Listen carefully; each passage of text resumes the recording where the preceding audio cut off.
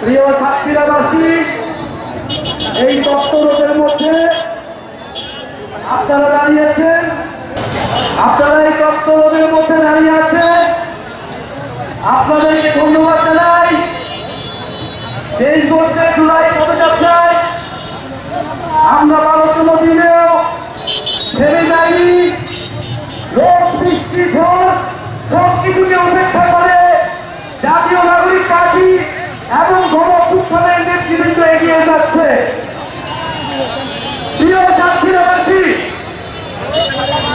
আপনারা জানেন জুলাই গণঅভ্যুত্থানের নেতৃবৃন্দ এবং জাতীয় নাগরিক পার্টির উদ্যোগে আমরা দেশের সংস্কার চেয়েছি, বিচার চেয়েছি এবং নতুন সংবিধান চেয়েছি।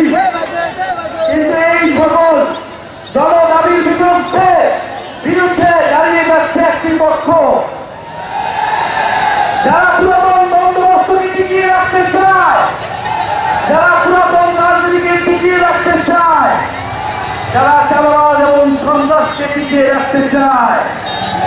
কিন্তু আমরা বলেছি গণঅভ্যুত্থানের পরে এত মানুষের জীবন দানের পরে তারা যদি মনে করে তারা আগের পুরাতন রাজনীতি করবে, তাহলে এটা এত সহজ হবে না।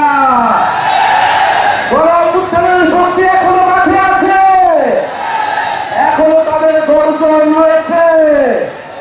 প্রিয় সংগ্রামী বন্ধুগণ, তারা ভেবেছিল 2-3টা আসন দেখিয়ে ক্ষমতার ভাগ বাটোয়ারার লোক দেখিয়ে তারা গণঅভ্যুত্থানের শক্তিকে এগিয়ে দিবে।